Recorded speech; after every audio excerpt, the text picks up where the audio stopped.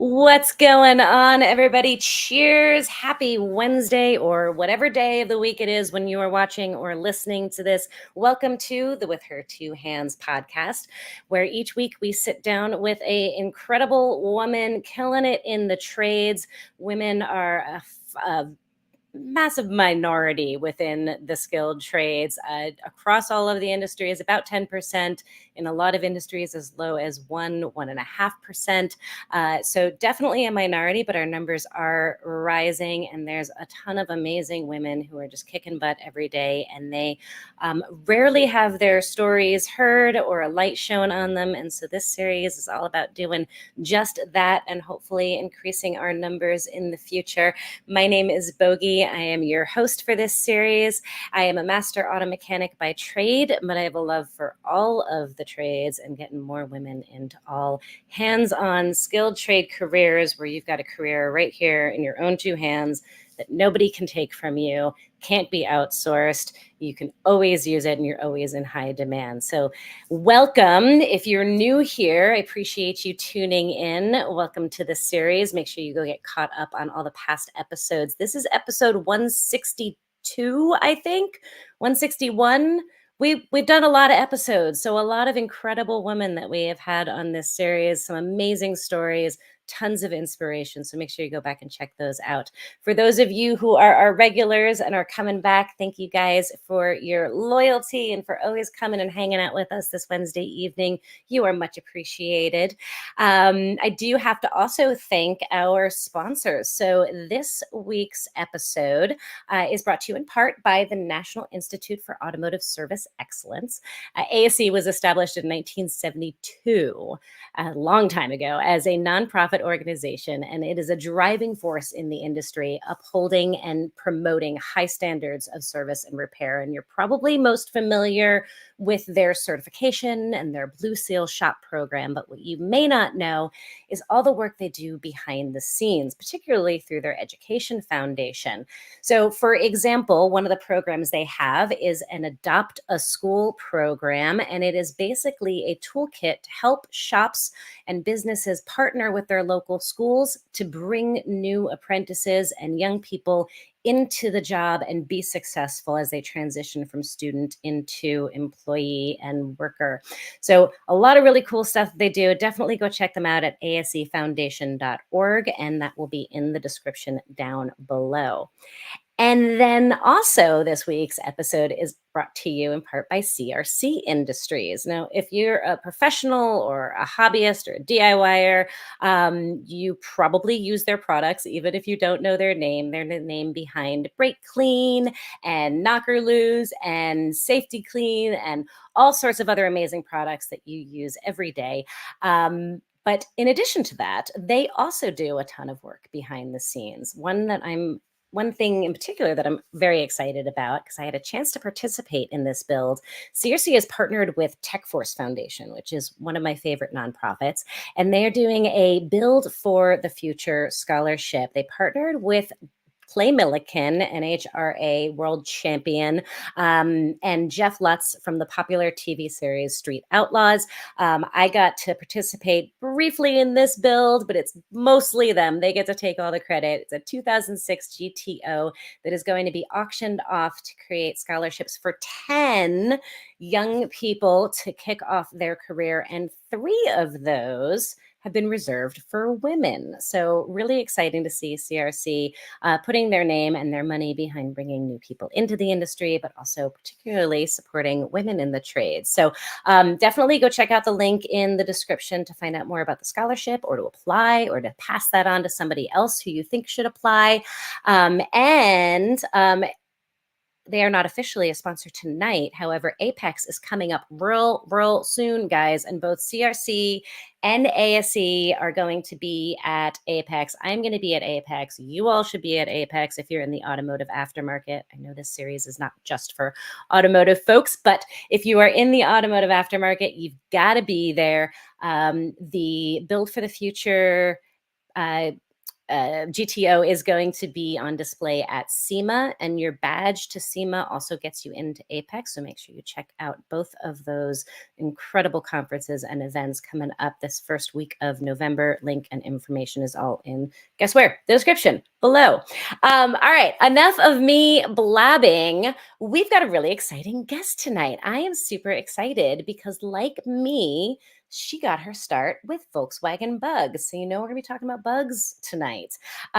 She's got a really cool story. I'm really excited to meet her and learn more about her. Her name is Zoe Carmichael. And I'm going to let her, I'm not going to steal her thunder and give the preview. I'm going to bring her on and let her tell her story herself. So without further ado, Miss Zoe Carmichael, how are you? Hi, good. How are you? I am fantastic. I am so excited to have you here. It's great to be on. And I see you've got your bugs in the background. Yes, I do. It's my miniature German car collection. I love it. That is amazing. How long have you been collecting miniature German cars? Just a few years. Okay. I've also got one I think you might like in particular. Yes. And? Nuh-uh. Yeah. That's awesome. Where did you find that? It was a gift from a friend of mine. That is amazing. Okay, for folks who are listening in podcast form, can you describe what that is? This is a very large Volkswagen Beetle. It is a hidden decanter inside of it as well. I love it. All of my favorite things, Volkswagen Bugs and bourbon, although not at the same time, folks. No, you're a bourbon girl too? I am. Oh my goodness. We have so much in common.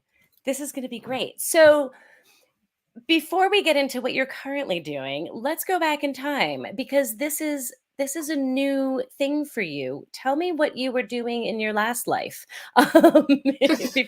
before air-cooled Volkswagens and classic cars came around. Well, I'm pretty new to this, like you mentioned. I got into it maybe 6 years ago. I was working at a boring office job and needed a new car. And I decided to buy my dream car. And I searched, and I've always loved Volkswagens. Just the shape of them. They're funny little cars. They just make you smile looking at them. And I decided I'd get one. I love it. Yeah. So you were always into bugs when you were younger too? Not really so much when I was younger. When I was younger, I really liked the PT Cruiser. Oh my gosh, really? I was in love with the PT Cruiser. Yeah. I was maybe 4 or 5 when they came out. Okay. I might be dating myself there, but that's okay. I guarantee I'm significantly older than you. So we're good. So you like the funny looking cars, clearly. PT Cruisers, Volkswagen Bugs. Think so. Okay. Mm-hmm. I am the same way. I loved the way Volkswagen Bugs looked, and I knew nothing about cars, but I knew I loved them. So what made you, like, new car, really old car, new to you? Like, what made you say, yes, I'm going to go ahead and do this and take the plunge and buy an old car, even though I don't know much about them? I don't know. I just decided life was too short to drive something I didn't like. And I just kept scrolling on Craigslist, which is dating myself again, but scrolling on Craigslist and just going through one after the other. And I found one that I really liked. And I drove up out of state to go look at it and just fell in love with it. That's awesome. I can date myself even further because I bought my Volkswagen Bug off a classified ad in the newspaper before Craigslist existed. And it was only $500. Oh, wow. Mine was $5,000. So that was a good deal even. Yeah, no, seriously, they've gone up in price a ton. They really have. Yeah. And you had a beautiful one. What year is it? It's a 71. It's a Super Beetle. Nice. Yeah. Okay, very cool. We are building a Super Beetle at the shop right now. We gotta fly you out here and you can come play with Volkswagens with us. Annie's VWs, I see her in the comments. She's also, do you follow Annie? I do, yeah. Awesome. So we're going to try to get her out to Phoenix to help with the Volkswagen build. So you should come out too. That sounds like a dream. I would love that. That would be so awesome. So you buy this Bug. Do you know anything about cars? Nothing whatsoever. I was doing some research before I bought it and few people said if you've got a classic car, you either have a lot of time or a lot of money. And I had neither, but convinced myself I had both. So I was in a pickle pretty soon. How long was it before it broke down for the first time? A couple weeks, maybe, tops. That's awesome. Yeah, and this but is why Volkswagen Bugs are the gateway drug. yes, it is. They certainly are in the best possible way. 100%. 100%. So it breaks down. You have neither time nor money. What spurs you to be like, I'm going to learn how to do this myself? Well, the office job that I was working at, there was a guy who worked right across the parking lot who also had a Volkswagen. Okay. And he did all the work himself and really encouraged me to do it. He became a mentor to me. He might be watching in case he is. Hi, Keith. Yay. Yeah, and he just took me under his wing and showed me the ropes, and here I am. That's cheers to awesome mentors and to men out there that are that guy that believes in girls and gives them a chance. Yeah, you can't toast and not take a sip. Sorry, that was very rude. So thank you to your mentor. What did you say his name was? His name's Keith. Keith, thank you. Cheers to you. So he took you under his wing, and then what about it grabbed you enough that you're like, not only do I want to work on my own car, but now I want to totally change my career and do something totally different? I remember the first time I ever did like a major maintenance on it. It was just doing the valve adjustment. And I woke up early in the morning, like crack of dawn, went outside. I lived in an apartment complex at the time, and I was just on my back in the parking lot, just looking up at it, trying to read from the manual, from the How to Keep Your Volkswagen Alive The best manual. book ever. Yes. It's like the Bible almost. It is. And yeah, just reading it over and over, just checking everything. And by the time the sun went down, I was turning the key and just the feeling, the heart sinking feeling of, is this going to run? And I started it up and it just sounded beautiful. And my hands were coated in oil and I just felt amazing. What about it felt amazing? Can you describe that moment? Because I know that moment, but some others may not. So describe that feeling.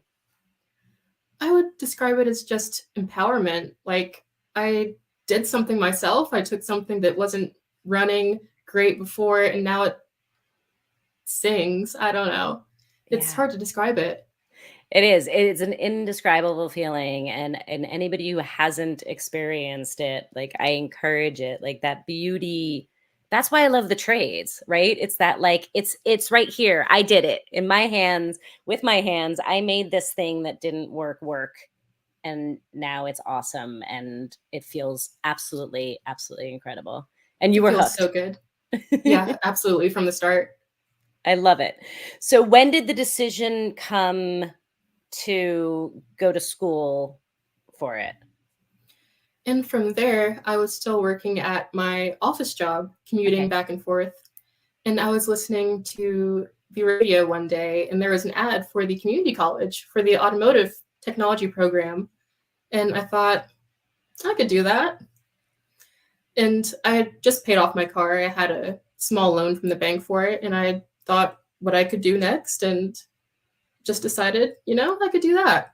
I love it. And just took the plunge. Amazing. Yeah, I was in it from the start.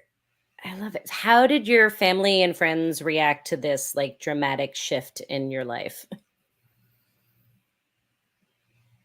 They were shocked, of course, but they probably saw it coming. Okay. Were you, I've always kind of liked old cars, but okay. Were you like a mechanically minded kid? Were you like a puzzle kid or? I was always the one who would put together the furniture out of the box.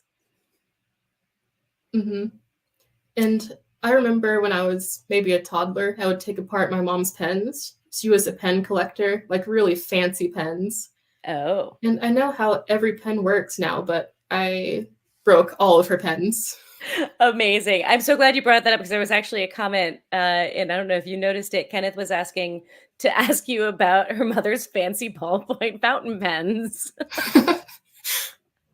So that seriously was like the beginning when you were itty bitty. Yeah, just taking things apart and putting them back together, figuring out how things work. I love it. Okay, so you had a mechanical brain from the get-go. You just hadn't really had an opportunity to like go down that path yet at that point in your life. Yeah, I didn't have that in my mind at all, but I remember taking an aptitude test back in middle school or high school, and it said based on my aptitude for taking things apart and the amount of social interaction I need, that I should be a mortician. Oh, that's an interesting one. Yeah, didn't mention mechanic though at all, but That's it's kind of the fascinating. same. Yeah, Taking apart dead people, taking apart dead cars. Yeah. yeah. Except a car's not going to talk to you either. I mean, I would hope as a mortician, your patient isn't going to talk to you. I would hope not too. No, but you're absolutely right. There is some similarity there in like I always talk about mechanics as being car doctors, right? Like we work on systems and we diagnose the same way doctors do with their patients. It's fascinating that they didn't have mechanic as something on there. Do you We have to find who wrote those tests and talk to them about that. But do you feel like Yeah. it was a gender thing, or was it just not like was it a blue collar, white collar, like everybody should go to college kind of thing? It was probably a little bit of both. They were all mostly like degree Yeah, careers, and mechanic wasn't on there at all. interesting. Not for guys or girls. Not for me, at least. I'm Yeah, sure the guys probably got it. interesting. It's I I interview a lot of women and I definitely hear a lot of like real positive stories and like things that are improving in the world. But just to like hear that, we're so many years apart, you and I, and yet so very similar in like how we got our start and that moment of wanting to get into it, but having it never been exposed to us as an opportunity. The fact that with so many years that we still are not putting that out there as an option to young kids like yourself who had mechanical aptitude and expressed interest in that sort of stuff, that was not put out for you as an opportunity is just really sad to me. Yeah, but I mean, it's getting better, I think. It A lot of is. younger kids are getting into it a lot sooner, and Yeah. that's good hope for the future, for me at least. Absolutely. And you found your way to it ultimately, and you didn't have to wait too True. long in your life. So I'm happy about that. So your parents maybe saw it coming, family, friends kind of saw it coming. So they were supportive. Yeah, they were. Awesome. They decided it was better than paying someone else to do all the work on it. So Fair. win-win. So you enroll in this program. Tell me about the program that you went to. I went to the Wake Tech Community College in Raleigh. I'm from North Okay. Carolina. Okay. Yeah, it was a 2-year associate's degree in automotive technology. Okay. They teach all the basics, the foundation, and they go to more complicated things like electronics and sensors. But with a classic car, not too much of that really overlapped. Yeah. Whenever it got really interesting, it was like, oh yeah, but nobody does that anymore, and just ends the lecture there. And that was the good part for me. So I Okay. thought I could go and try to find another place that teaches about classic cars, and I did that. Okay. So did the newer technology just not interest you at all from the get-go? You were always all about the classics? I was all about the classics. I was completely bored by sensors. I know how they work, but it's a computer. As a lover of modern car working on modern cars, that hurts my heart a little bit, but I get it. I do understand. So did you graduate from that program, the associate's program? I did, yeah. It took Okay. 2 years. It was around COVID time, so half of Oof. it was virtual, which was Okay. a little tough, Yeah. doing hands-on things and not being there all the time. But Yeah, that had to be challenging. How was the program for you aside from the COVID piece of it and the challenges there? Were they accepting? Were they supportive? it was great. All of my Yeah. teachers were incredible. Oh, that's I amazing. didn't know anything when I got there aside from everything that I worked on Volkswagen. When I went there, I didn't even know how to change a tire and graduated with the top of my class. And Nice. I feel like it was a big accomplishment. Absolutely. Congratulations. That's huge. To go in knowing so little and come out on top. That's phenomenal. And that they were so supportive. That's really, really awesome to hear. I know I don't see Mike in the comments, but I know if he were on, he'd be asking, in addition to your mentor, Keith, who is in the comments, did you have any other, and he's very supportive, saying you're awesome. Did you have any other mentors throughout the school program that were particularly stood out to you? Yeah, the first year, my instructor, Mr. Story, was awesome. He is more of an electrician by trade now, but Okay. he taught me all the basics, like changing a tire, like I mentioned.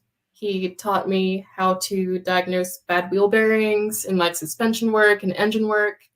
I Nice. think engine work is still my favorite. Yeah, I am with you there. I love doing engine work. That's why you got to come help us build this engine. Oh, I gotta. Yeah, we're looking at beginning of December, so we'll talk.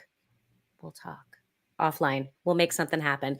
All right. So, you know, in this moment that you like the classics, you don't like the new stuff, you want to stay with classics. So, what was your next step after you graduated?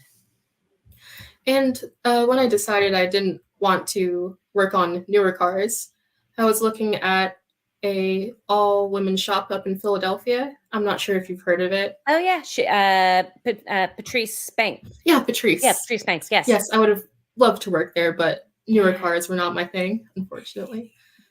So I decided I would go and learn some more about old cars. And I was doing a Google search one day, right around the time I was about to graduate, and I found a college out in Kansas that teaches automotive restoration in historic ways. And it's the only college in the country that does it as a bachelor's degree. Amazing. So I was very intrigued and I looked it up some more and I was completely sold on the idea and decided I would move to Kansas. That's a big move. But McPherson is Uh-huh. worth it. They're a phenomenal school. Anybody who's not familiar, definitely go check out McPherson. They are not a sponsor of this podcast, so I'm not being paid to say this. But they are a wonderful college. They offer incredible programs, and you should definitely check them out. And they're the only college in the country that offers this kind of program, right? Yeah, as a bachelor's degree, even. They Yeah, teach you everything like sheet metal, upholstery, woodworking, even for like wood frame amazing. cars that are like 100 years old. And it's honestly like top notch. That's amazing. And it's a 4-year program.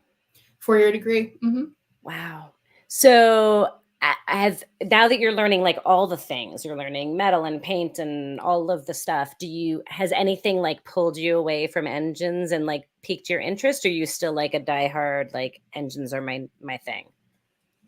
I still love engines, but the history behind cars is a lot more fascinating to me. Just learning just the stories behind the cars and why they were built the way they were built. It's Yeah. really, really cool. Yeah. I'm with you on that. I think that's probably the biggest part that I love about I like the puzzle of them. But Yeah. like not only the cars have a story, but like the owners and like I think that's like what brings people together at car shows, like no matter who you are, where you come from, like the cars and the stories behind them bring us together. Yeah, I'm sure you might have experienced this with your Beetle, but whenever I'm even at a gas station, people walk up and talk to me about the Volkswagen they had when they were a kid and the ones that their parents had, and there's always a Yes. story for Volkswagen. Yes, everybody has a story. I wish like we could see a show of hands from the audience. Like like who doesn't have a story about a Volkswagen Bug? Like it's just part of Americana. So Yeah, that's awesome. So we've got a question from the audience, and I'm going to bring it on screen. So Kenneth is asking how it's been, what your experience has been, not only as a woman but as a person of color in this industry, because you're a double minority, right? Yeah, yes, I am. How has It's that been? it's a little hard at times being the only person like myself in a room, or you can pick me out of a crowd pretty easy at a car show. But Right. I tell myself that if there's not one, there can't be two. And if people see it, Mm, they can be it. yeah. So I just want to be there for people who might be worried about getting into it or a little anxious about going places that they don't see themselves in. So I don't know, I kind of stick it out. That's fantastic. And it's a great attitude. I think you're absolutely right. Like it is, I love that the way you said that if there's not one, there can't be two. And that's a powerful way of saying it. Um, how have you, I mean, aside from giving yourself that pep rally and reminding yourself of the good that you're doing by being an inspiration to others and being an example and being visible so that other people can look at you and say like I can do that, right? That's huge in and of itself. But how have you handled it? Do you like, have you found resources? Have you found other people out in the world wide webs that you can connect with? To What's been your strategy for dealing with that? Like, I know just as a woman it's incredibly lonely, so like I've experienced a piece of it, and I can only imagine having another layer on top of that. Have you handled that? Yeah, there is that. But I kind of cope with it by looking at other women in history who've been kind of the outliers and just trailblazers in their own right. And I've got a really good group of supporters and people who I can talk to. There's the Jessi Combs Foundation. All of the recipients of that, we all get together every month and we have a little chat and we talk about all the things that we're experiencing and talk each other up, give each other a little pep rally. And Yeah. I don't know, it's really good to have a support system. It so is. I think that's like, I feel like that's the number one thing. Like no matter what, right? Like male, female, black, white, gay, straight, whatever. Like having support around you is like what's going to determine whether you're successful or not. And for anybody who's not familiar with the Jessi Combs Foundation, we're going to talk about that in a little bit here. But definitely go check them out. And I interviewed Dana, one of the board members, who's very involved in the community that Zoe is talking about. She was on an episode a couple of months back, so you can check out her episode as well. But they do some really cool stuff, really building that community and giving that support system to the young women kind of coming up in the field. So I'm so glad that you have that. So tell us about the Jessi Combs Foundation and how you got the scholarship and all of that. That was to go to McPherson, Yes, or yes, were it you already was. enrolled? I got the first scholarship 2 years ago, so that would Okay. be their second year of the foundation. Okay. Awesome. Very cool. What was that like? It was incredible. Like that they would even like see me was just mind blowing. I don't know. But getting to meet them has been a whole different experience. Like they're the raddest, baddest people I've ever met. They really are. It's an incredible group of women. You're amongst good people with that group. And then you've also done some stuff with Real Deal Revolution as well, which also does work with Jessi Combs Foundation, right?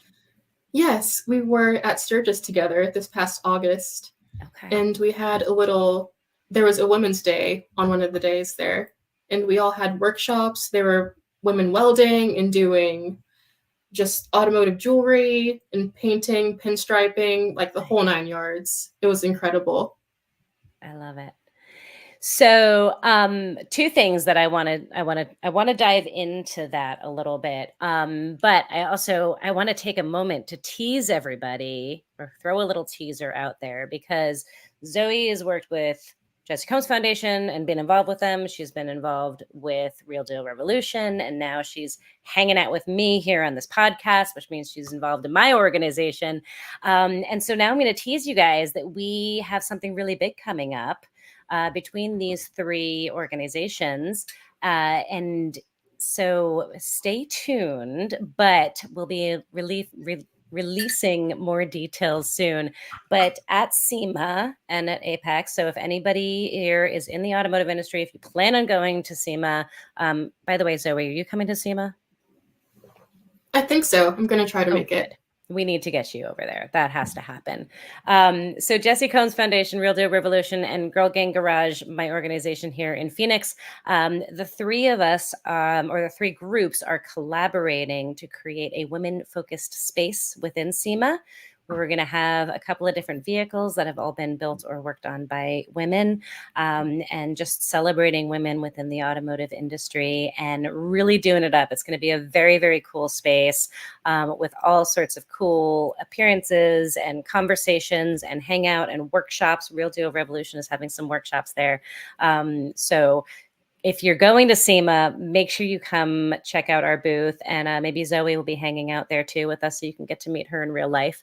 But it's going to be pretty cool. And it's that whole idea of like, together we can do more.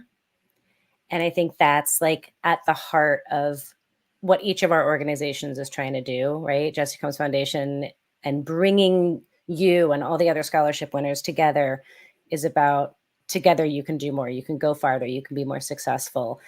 Same thing with Real Deal Revolution and Girl Gang Garage. And so why not all three of our groups get together and do even more? Because when we work together, we are stronger. So that is coming. So stay tuned, guys, for more information about that. But getting back to Zoe, I know in talking to lots of folks throughout the industry and throughout my years that a lot of times men particularly will say, I just don't understand. Like, why does it matter? Why are these women's groups so important? Why is there a need for it? Can you talk to me a little bit more about like what the value it's had in your life and your career thus far, and like why it matters, why we need these groups? That's a really, really important thing for us because it's hard to have people to talk to, you know? Just like one of the girls almost welded her braid off while she was at work, and she couldn't walk up to the guys and be like, hey. And she was at one of the video chats, and we all got it. We have long hair, we wear jewelry, we just have different experiences, and it's hard to kind of relate to other people, other men in the industry, and having other women to talk to is just really, really important. Yeah. Have you noticed a big shift in your in your attitude and your confidence and your whatever since connecting with these groups? I really have. Like, you know, the imposter syndrome, I'm not sure if I'm supposed to be here, I don't really believe in myself, and just having people tell me, you got this, you're rocking it, and just to believe in yourself, having other people to tell you that is invaluable. Yeah. 100%. And we all have those voices sometimes, right? Like, and it's that's why we need people around us to be the one to cheer us on when we're feeling low, and then we cheer them on when they're feeling low. So yeah, it's one of those things I feel like it's hard to explain. Anybody who's never been a minority, right, has been in a minority position where like they are not surrounded by people like themselves. It's hard to explain what that does to be able to talk to other people who share that experience and like be validated, I feel like. But it's hard to explain that to people. Yeah, it really is. At the college, there's maybe 200 of us, and right now we've had the most amount of women we've ever had in the program, which is great. It's about 10 of us, which is not enough, but it's still incredible. Yeah. And yeah, we just need to band together. And absolutely. Yeah. That's awesome. So 10 out of 300, that's actually I'm not good at math. I don't know what that percentage is, but it's about 200, a little less than 200. Okay. But 10%, I'm not good at math either. I'm horrible at math. I will say that when I went to Universal Technical Institute, there were like 3,000 guys and 7 women. Oh no. So, Sorry. so times are changing. We are making progress. So how are your classmates, your male classmates at McPherson? Equally supportive as at the other college, or It's not as bad as I thought it would be, I've got to okay, say. okay. Were you thinking Yeah, it was going to be bad? I thought it would be a little worse, but Okay, every person that I've met, with the exception of one or two, has been pretty good. that's awesome. Teachers as well. Teachers are incredible. Oh, Yeah, that's they will help you out in any way possible. That's awesome. That's really cool. It's good to hear. I've heard only good things about them, and we've had a couple of other women who are graduates of McPherson who've been on the series. I'll have to connect you with them offline because knowing alumni from the school is always a good thing. So I'll make Yeah, sure I I think connect you you had guys. an episode with Abigail Morgan. Yes, Yes, she's yes, still here. She's amazing. yes. When I posted that you were going to be the guest, she was like, "Oh, Zoe's amazing." I love her. She's Yeah, great. yeah, she's great. Um, so, um, so you're in school now. How much longer do you have? I'll graduate next May, so I've got Okay, 9 months, maybe okay. less. Coming Yeah, up fast. Do you the know clock's what, a ticking. right? Do you know what's next for you? I'm not really sure. There's a lot Okay, of options out there for me. I've okay, got a great job right now that I just love, and I might stay there for a while. okay. Or Talk to I us might, about your job. I work at a car museum. I work at the garage here. Awesome. It's a female led car museum, That's which is pretty awesome. rare. Yes. Yeah, it's brand spanking new. We opened a little less than 2 years ago, Okay. and we've got all different types of cars in there. We've got classics, we've got hot rods, we've got customs. Right now we have Corvettes, but Okay. it's really fun to work there. That's awesome. So what do you get to do there? Are you helping maintain the vehicles?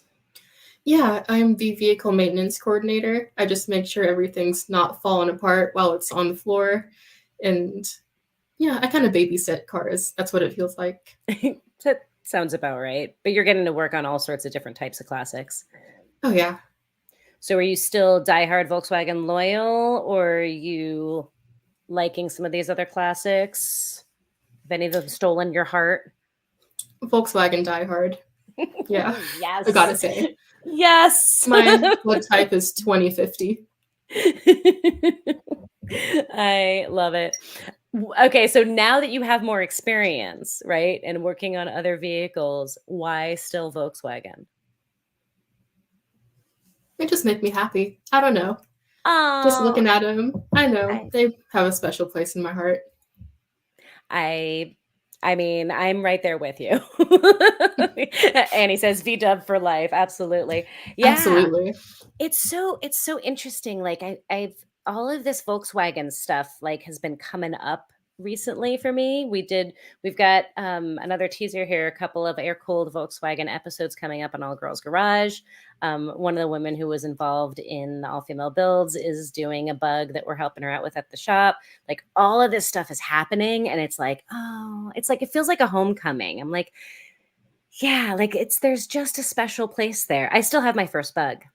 I will never get rid of Really? him. I do. He's a 74. Uh, 74. yeah, What's it's his not a name? super. His name is Jaffe, which Jaffe. was after a Jack Kerouac character. The beatnik hippie, like Hmm. wandering the country bohemian thing. So there was something about it that I was just all about back then. But yeah, I'll never get rid of him. There's always a special place there for Volkswagens. They'll never go I could away. never get rid of mine either. No. Nice. I Nice. want it to outlive me for sure. I mean, Volkswagen bugs are like they're named appropriately. Like they're nothing's gonna kill them. Yeah. Hmm. Well, I guess I should correct that. Everything is gonna kill them, but they're so easy to fix that they'll always Right. be around. Maybe rust. Rust will kill him pretty easy. Yeah, yeah. Is yours pretty rust free, or did you get Yeah, lucky, or it's pretty good. Pretty rust nice? free. It's got a little rust here and there, but nothing that a patch can't fix. Yeah. Does yours have a name? No, even after 6 years, I haven't named it. Nothing seems What? right. Is it a boy or Other girl? people have named it, though. Oh, what have other people named it? My mom calls it Smurfette. Okay. A lot of people call it Ladybug. Okay. And my license plate is Ladyland after Jimi Hendrix album. So a I lot of was going to people ask you call where it that came from. Ladyland. Okay. Yeah. Mm-hmm. Awesome. So is your bug a girl? Neither. Okay. It's a non-binary bug. Okay. I like that. I've always been obnoxious and always named all of my inanimate objects after men because men have been naming inanimate objects after women for eternity. So I like, flipping the script a little bit, like just That's out of fair. being a brat. But I like That's that a your good car point. is actually non-gendered, which is what all cars really are. My instructor at community college called it Shirley because slowly but surely. Oh, wow. I like that one though. It's kind of cute. That is cute. And it is true because that is one thing we are always doing in Volkswagen Bugs is apologizing to the people behind us that we are not Yes. going any faster. What's the fastest you've ever been in your Volkswagen? Ooh, that's a good question. Does like going downhill count when you've got momentum to make you go faster? Yeah, I'd say that counts. I don't know. I've definitely over the speed limit. I've gotten it over the speed limit for sure. I drove across country with a 1600 engine and it just a stock engine, so nothing fancy. And we definitely got it up to speed a little bit, but with the help of hills for sure. How about you? 85. Okay. Do Neither you have time this? was intentional though. Does it get a little squirrely at 85? It's like it's gonna shake itself apart. It's terrifying. Yes. Yeah. Like they can go fast. They just shouldn't because they They just should don't not. feel Mm-mm. safe. But the cool part about bugs is like even though they're going slow because they're so old and the suspension's so horrible and everything's so bad, like you feel like you're going really fast, Yeah, you do. right? It's crazy. I have a little Nash Metropolitan and I love those. I swear at 30 it feels like it's flying just because it feels like it's going to fall apart around you. So you're not going very fast but you're smiling ear to ear the entire time like Always. whee! So do you have the stock engine in yours? Yeah, it's the stock 1600. Do you have Mhm. plans to do anything different? Are you keeping her excuse me, sorry, I just gendered your car. It's okay. I've been thinking about putting dual Webers on it, but that's Okay. probably about as far as I'd go. All right. Fair enough. So not building up a big race car. Not really, no. Though I That's was reading the other day, there was a lady out in California who broke the speed record for a Volkswagen going across country in 48 hours. what? And I'm thinking I might want to go for that myself. What was the record? I'm not sure You what the know? record was previously, but she definitely said it.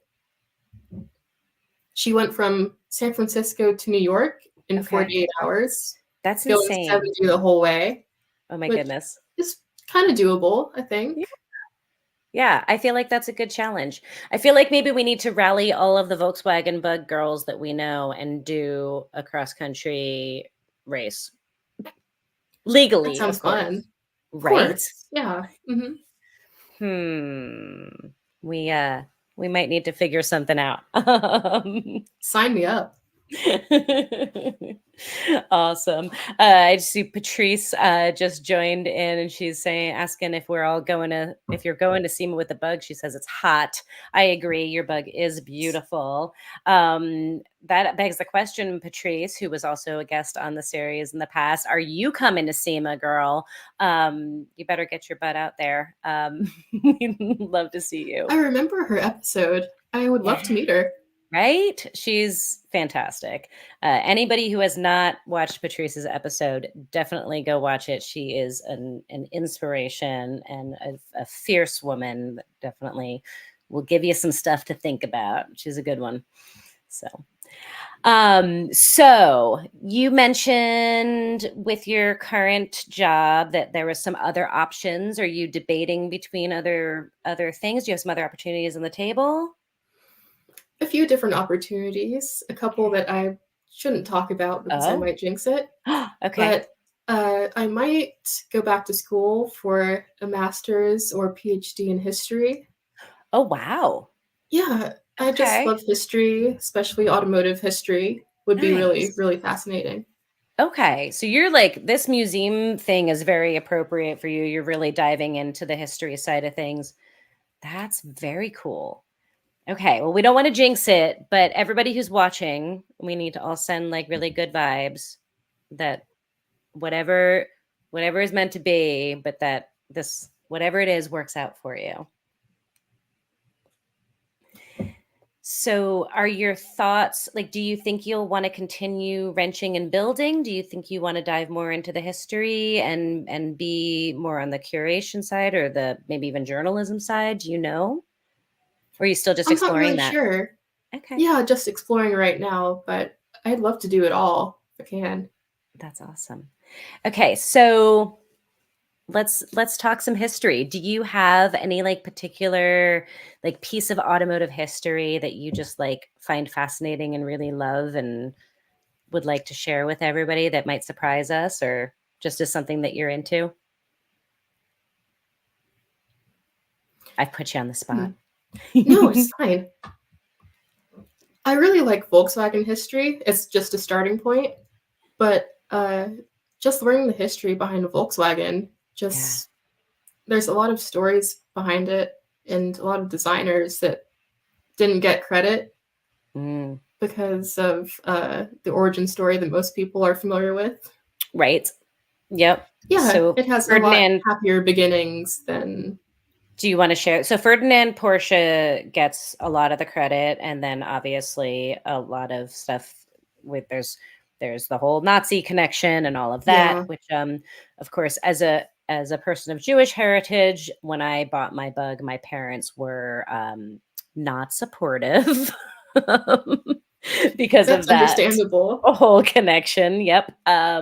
So what are the more positive origin that people may not know? Well, the Beetle was a whole combination of designs. There was a guy named Joseph Gans who was from Austria, and he designed a really similar looking Beetle, and he was also Jewish. And Oh, his patents were stolen by a certain dictator, and he had huh. to flee the country. Interesting. I did not know that. Yeah, there's a whole documentary on it. It's really, really good, Oh but my gosh, also I'm a bad heartbreaking. Volkswagen enthusiast. My goodness. How do No, I not know like this? What is the documentary? it's called How I Lost My Beetle. Interesting. Oh, I'm looking that up Yeah, tonight. it's really good. I think it's on YouTube. Okay. Very interesting. So there was a Jewish designer who had his designs stolen by the Nazi regime, basically. Yeah, That yes, sounds about but right. Okay. yeah. And there were a lot of other cars that were pretty similar. The rear engined, air cooled was kind of a trend back in the 30s, and a lot of cars looked really similar to the Beetle, Mm, but wasn't the official end product. gotcha. Interesting. And you're like, so I guess I'm a bad history person. I did not know that air cooleds were a a theme or a trend back then. Um, so there were a lot of other cars that were using air cooled engines at the time. Yeah, there's one that's really, really cool called the Tatra. It's Okay, A Hemi air cooled Hemi V8 interesting. could go like 130 miles an hour, and it was What? called the Nazi Killer. Oh my gosh. I feel like we could dive deep on this. You've got a wealth of information. I knew nothing about this. That's fascinating. It's Why so cool. Maybe my what dream car. even more so than Volkswagen Bugs? This is your dream My top car? two. Top Okay. two. Okay. So what earned it the name the Nazi killer?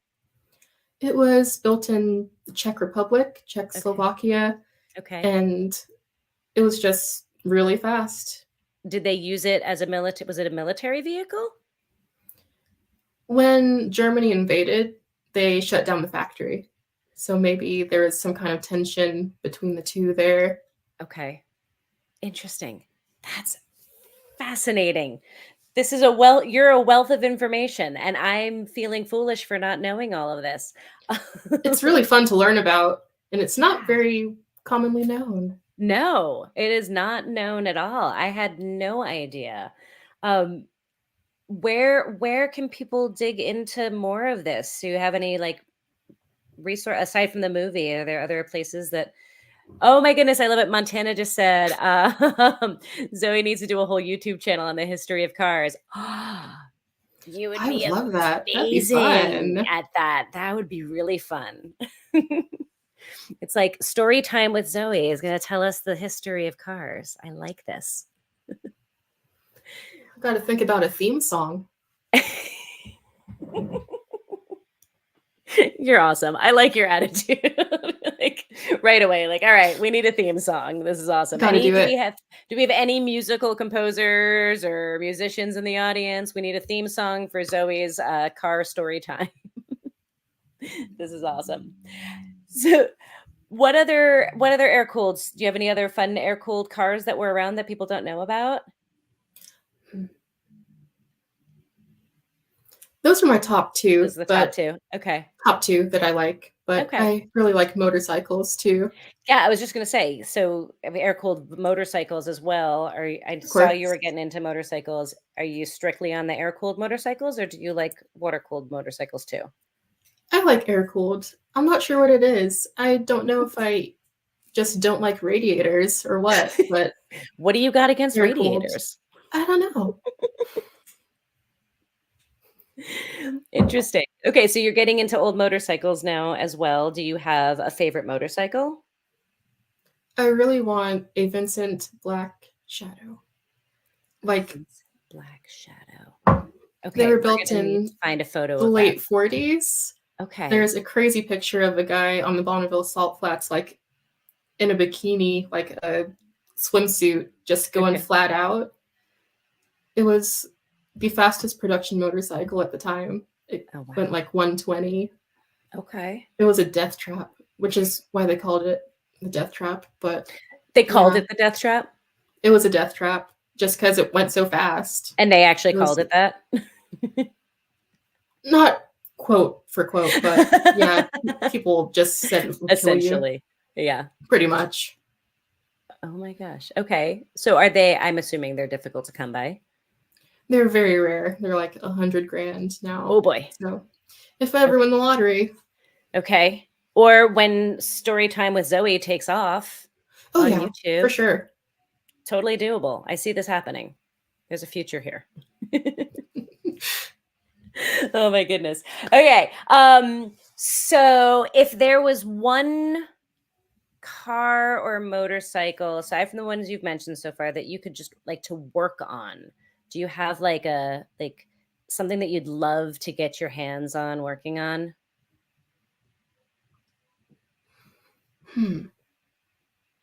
A wish list item? Have you seen the BMW Izettas? Yes. Yeah. I would love Oh my gosh. Are you sure you're not my like sister from another mister? Because like, oh my gosh, we have all the same taste and like the same story, just like 20 years apart. That's so fun. I love Izettas. Yeah, they're so tiny. They are. So you'll have to look up Aaron Hagar. Have you heard of him? I'm not sure if I have. Rat Runner's Garage, I think. I'm probably getting it wrong because I'm horrible and I haven't slept in a while. But Aaron Hagar on Instagram, he has like 4 of them. He has 4 Izettas. 4? Yes. Does he just collect them, or I got like what does he do with them? I don't know what the plan is. I think like some of them are not, I mean, they're not all in great shape. So like they're going to be donor and parts and whatnot. I'm not sure where he's at with them, but he got like a whole crate of them. So yeah, I don't know. It's very cool. So you should That's definitely check awesome. that out. Yeah, there. If anybody is not familiar with an Isetta, it's this weird BMW three-wheeled car where it's one wheel in the front, right? It's one wheel in the front, two in the back, and like the Two wheels in front, the front. I know two there in were the front. some four-wheel versions, but I There think the were two were in some. the back and Yeah. then the one was in the front. And it's like a one-seater, and like the front of Yeah, it opens and it opens at the outward. front like a refrigerator. Yeah. And they're goofy looking. They're goofy looking. That is one of my dream cars. I would love to have one of those. Yeah. 100%. I think it's I met the little someone who found one in the woods and Oh, dragged it out and restored it to like top tier restoration. nice. And that is a gorgeous little Isetta that she has. That's so cool. I'm jealous. I would love an Isetta. All right, we're gonna go on the hunt for an Isetta for the next all-female build, y'all. You must. Awesome. All right.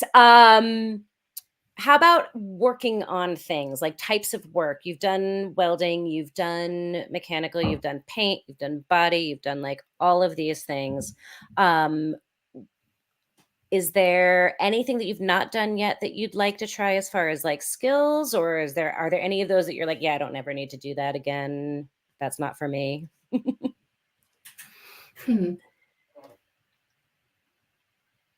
Upholstery, I'd say, is That you would like to do? one of my biggest challenges. I'm doing an interior restoration on the Beetle right now. Okay. I'm putting some new Nice. seats in. Yeah, Awesome. some new carpeting, new headliner, and it's a work in progress, but I'm really Yeah. excited. Awesome. Yeah, I haven't done much upholstery either. It's definitely something that I would like to learn. That's a whole nother skill set. Anything you don't like? Hmm. Not really, no. Awesome. I love it. I love it. I think I found the one thing that I don't like and I never need to do again is buffing. Buffing. I hate buffing. It is the worst. Yeah, sanding it takes a lot out of you. I don't mind sanding. I don't like buffing with the buffer. It's like it's too With the big. buffer? Yeah, like when you like polish, I just don't like the buffer. I don't know. Hmm. There's something about it that I just don't like, and I did it for like 5 minutes and I don't ever need to do it again. So you don't like the machine buffer, or would you buff by hand? I yeah, I don't mind hand doing stuff. I mean, you're not going to really buff it all that well by hand, but like I'll like polish and wax and whatnot. But like the hand buffer, the machine thing, don't like it. All right. That's fair. So we have just a few short minutes left. So I know this hour went fast, didn't it? Time flies. I know, right? And you were nervous. You did amazing, by the way. Couldn't tell you were nervous at all. You did Oh, fantastic. thank you. So, in our last few moments, my question that I always like to ask is if you had the opportunity to talk to the younger you, little baby Zoe, and give her some words of inspiration or advice, or to another little girl like you out there, what are your words to her?